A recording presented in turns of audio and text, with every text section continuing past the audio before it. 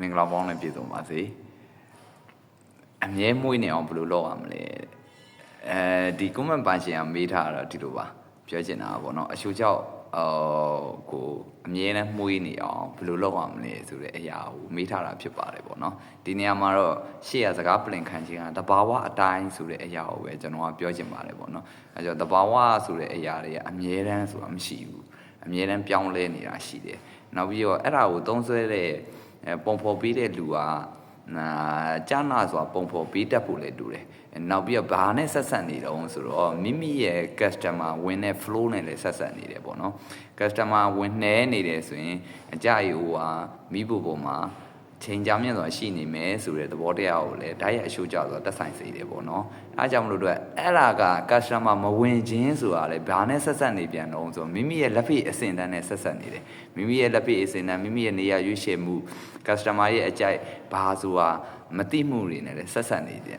ပြန်သေးတယ်ပေါ့ဗျာအဲဒါကြောင့်မလို့တော့အမြဲမွေးနေအောင်ဆိုတာကလောရမယ့်ချက်လေးတစ်ခုရှိတယ်အဲ့ဒါလေးဘာလဲလို့ပြောရရင်လေ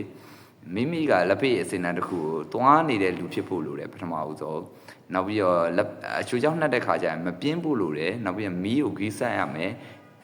ဥမာအချိုးကြောင့်ကိုပြစ်နှက်ထားတာမီးတွေနဲ့အများကြီးပြစ်ထည့်ထားတာပြုတ်လို့မရဘူးပေါ့နော်ပြုတ်လို့မရအောင်နောက်ပြီးတော့နောက်တစ်ခုကဘာလဲဆိုတော့မိမိအချိုးကြောင့်ရွေးချယ်မှုနဲ့လည်းအများကြီးတက်ဆိုင်တယ်ပေါ့နော်အများကြီးတက်ဆိုင်တယ်အဲကြောင့်မိမိကတော့အချိုးကြောင့်ကိုရွေးချယ်လိုက်တယ်အဲ့ဒါကိုအကောင်းဆုံးပုံဖော်နိုင်တဲ့လူအကောင်းဆုံး maintain လုပ်မလုပ်နိုင်တဲ့လူဖြစ်နေဆိုရင်လည်းမရပြန်ဘူးအဲကြောင့်မိမိကအချိုးကြောင့်ရွေးချယ်မှုနဲ့အများကြီးတက်ဆိုင်တယ်အမြဲတမ်းမှုေးနေအောင်ဆိုရင်တော့တအိုးနဲ့တူအယောင်တွတ်နေတယ်ဆိုရင်တော့အမြဲတမ်းမှုေးမယ်အမြဲတမ်းမှုေး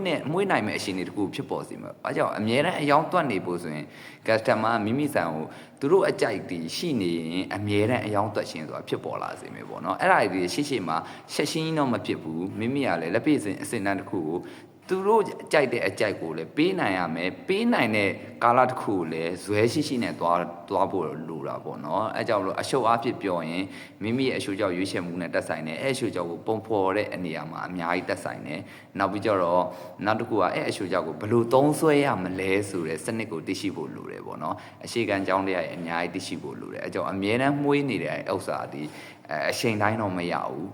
ဘယ်သူနဲ့တက်ဆိုင်တော့မိမိနဲ့တော့တက်ဆိုင်တယ်တဘာဝတိုင်းဖြစ်နေတဲ့အတွက်ကြောင့်တစ်ခါလေကျရင်ရော့သွားတာလက်ဖက်ရာသီပြောင်းသွားတာမိမိတစ်ဖက်ဝယ်မှုဟိုရာသီအပိုင်းခြားပြောင်းသွားတယ်နွေရာသီတစ်ဖက်ဖြစ်တယ်အရင်တော့မှုေးတယ်မိုးရင်းလက်ဖက်ဖြစ်သွားတယ်နှင်းတက်လက်ဖက်ဖြစ်သွားတယ်ရာသီအပိုင်းခြားပေါ်မှာလည်းမှုေးတဲ့အနက်တွေရော့ပါစေရလဲရှိကောင်းရှိနိုင်တယ်ပေါ့နော်ကျေးဇူးအများကြီးတင်ပါတယ်